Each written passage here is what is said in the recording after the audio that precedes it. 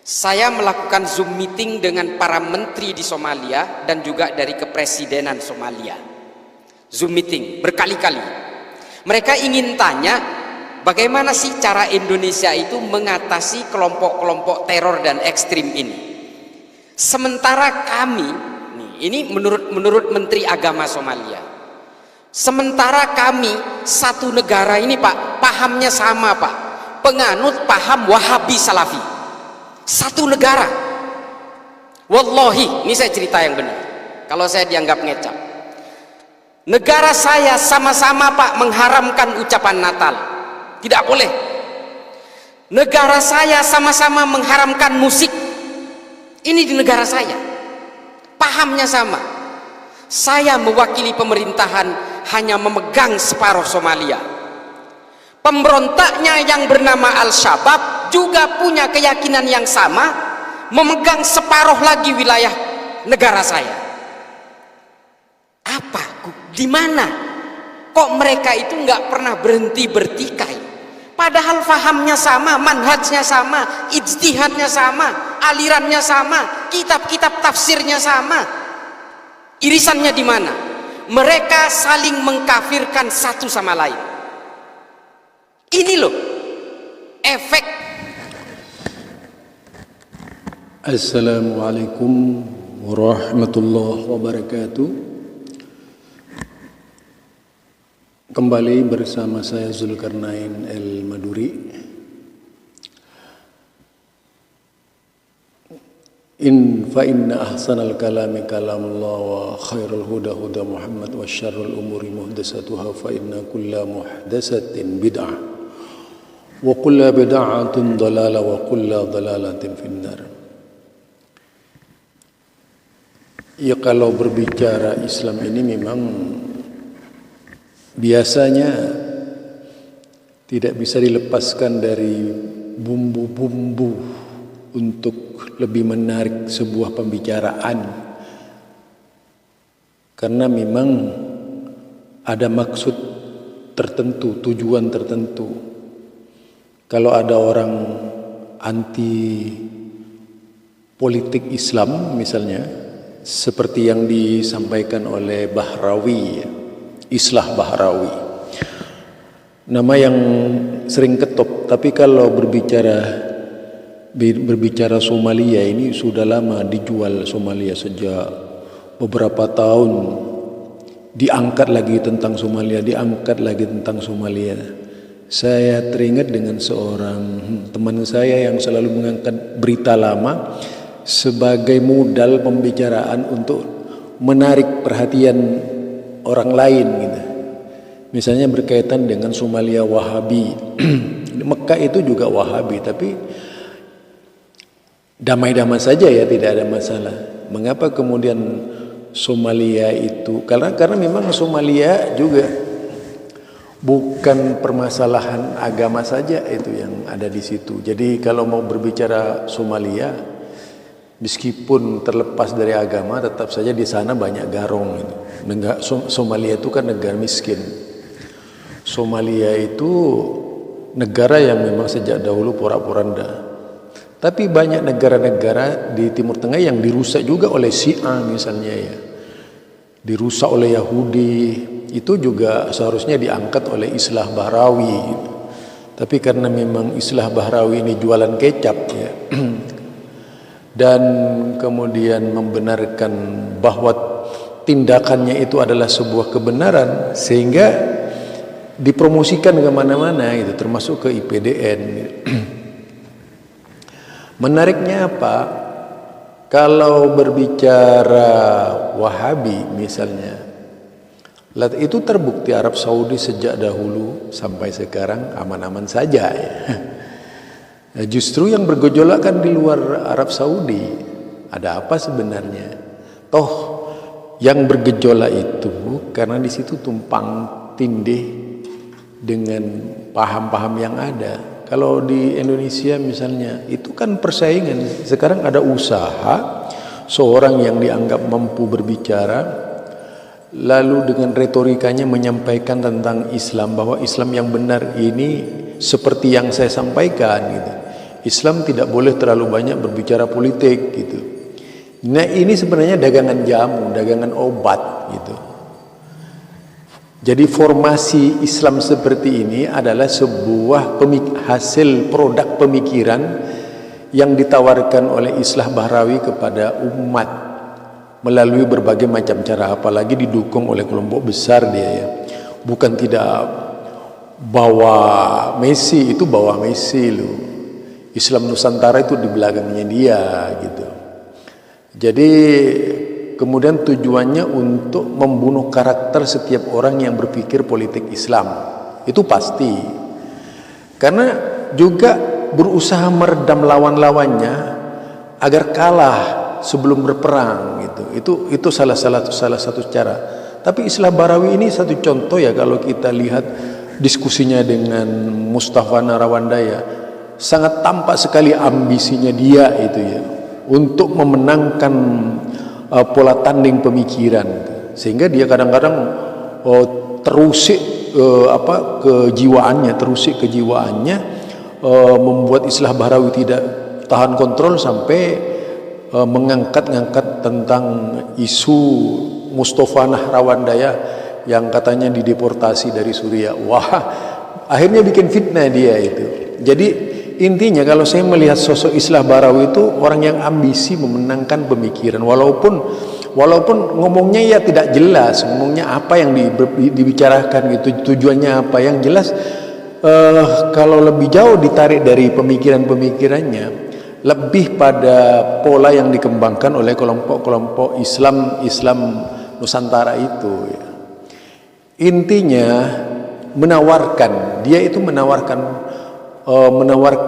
metode yaitu metode pemikiran bahwa mereka ini lebih benar dari yang lain gitu. Nah itu diperjuangkan, bukan tanpa permasalahan ya, itu ada permasalahan. Kita tahu selama ini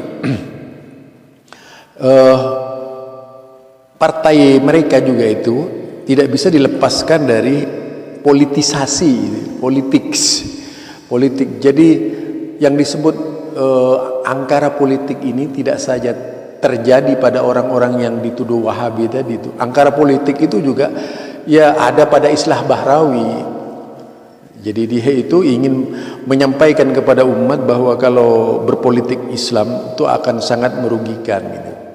Padahal kalau kita lihat sejarah Islam di Indonesia, justru usaha-usaha membunuh karakter politik ini dilakukan oleh orang-orang di luar Islam ya.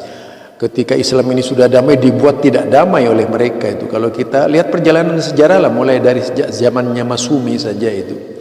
Yang bikin kalang kabut itu kan orang-orang di luar partai Islam itu. Tujuannya ingin memenangkan pertandingan. Jadi bukan Islam. Jadi Islam dibawa, ditarik oleh mereka bagaimana supaya Islam ini menjadi gambarannya lebih jelek lagi gitu. Nah, ini satu contoh. Tidak perlu jauh-jauh lah, pemikiran takfiri juga ini ada pada kelompoknya Islam Nusantara. Kita lihat mereka ini. Ternyata mereka menyesatkan Wahabi, pemikiran Wahabi. Ketika berbicara dirinya itu baik gitu, dia kemudian menggambarkan Wahabi jahat, jelek dan sebagainya gitu. Seperti tadi itu di Somalia, ini negara Wahabi, semuanya mayoritas Wahabi. Jadi itu menurut saya hanya jualan jamu. Karena memang orang ini didoktrin, Islah Bahrawi ini orang doktrin, bukan tidak didoktrin oleh liberal, pemahaman liberal gitu. Bagaimana dia itu menyampaikan Islam sebagaimana yang diharapkan oleh kelompoknya, itu sudah pasti. Bukan tanpa kelompok, itu kelompok. Jadi ada skenario yang dibuat juga oleh mereka, bukan tanpa motivasi itu. Motivasinya terlalu besar juga itu ya. Ketika dia itu berbicara berkaitan dengan Somalia itu, tentang negara Somalia yang memang itu ada bajak dan sebagainya, kita bisa membaca juga kenapa di Yaman, kenapa tidak di ini ya. Dia ingin kemudian mengangkat Iran Syiah itu, itu lebih baik nanti dari Wahabi, itu pasti ke sana cara berpikirnya. Ujung-ujungnya ke sana. Karena Islah Bahrawi ini bukan saja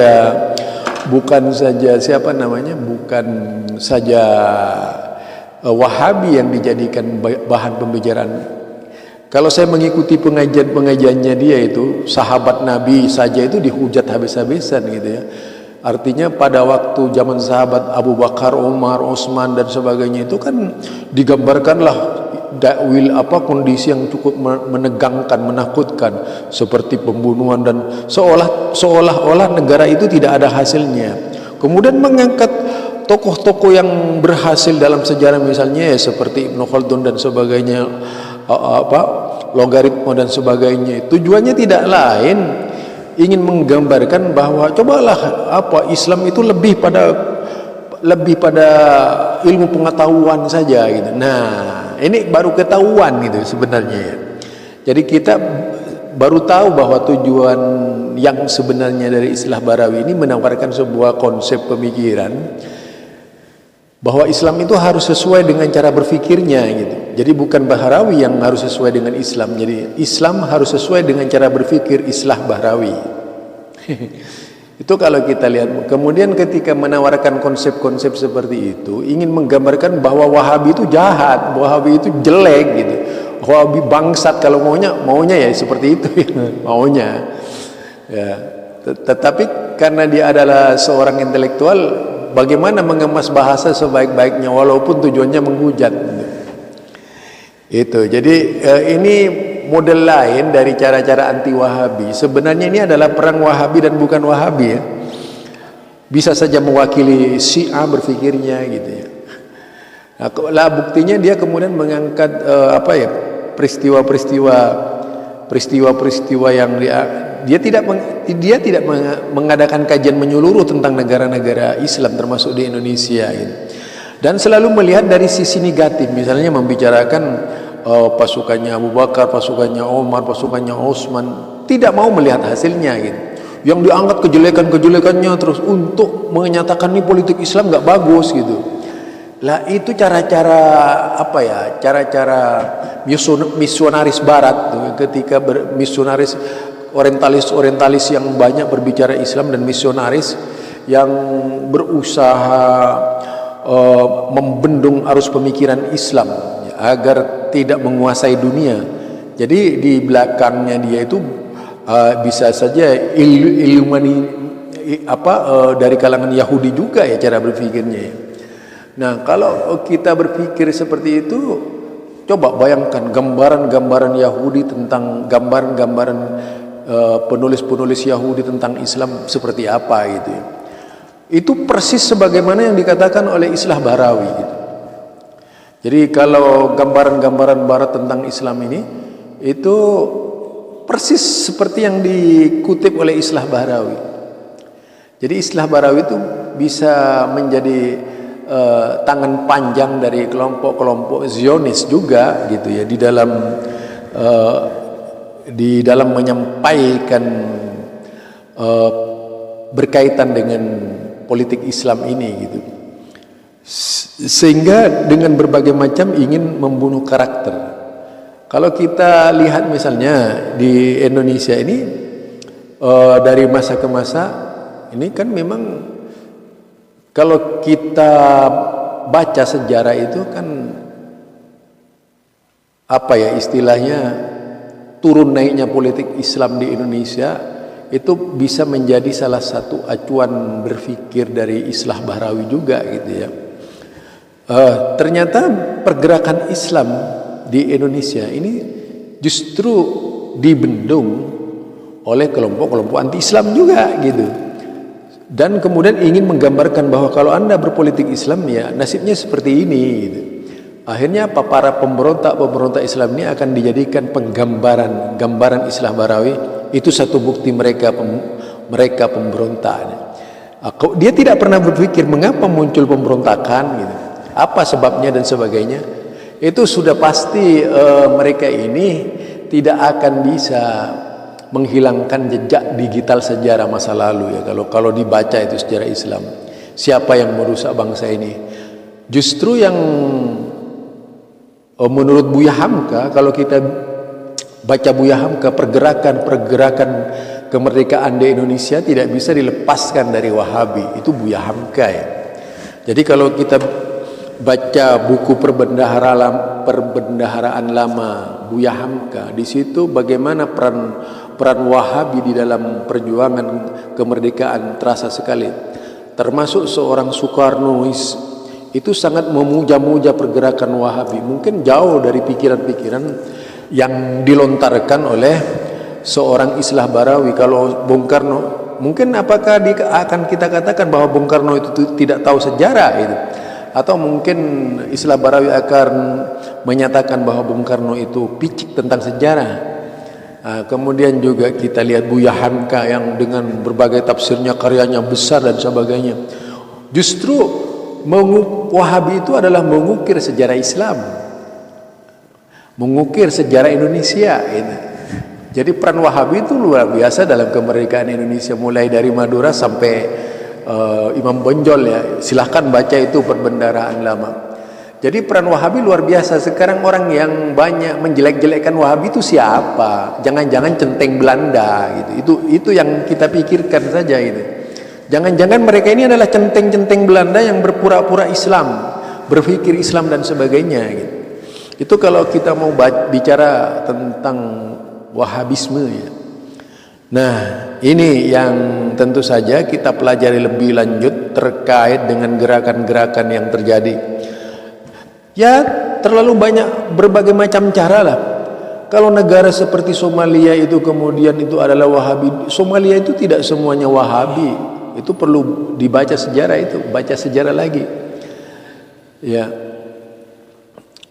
Somalia itu dulunya negara yang Somalia sangat terbelakang sekali, baik dari sisi pemahaman agama.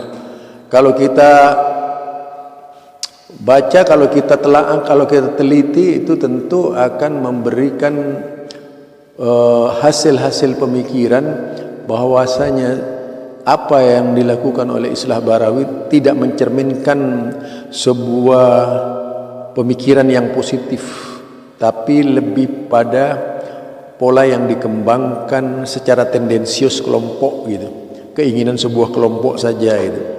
Terlalu banyak orang-orang hebat di dunia ini yang hebat-hebat pemikirannya, bahkan mungkin lebih 70 kali lebih, 700 kali lebih dari Islah Barawi pemikirannya, tetapi mandate Islamnya gitu.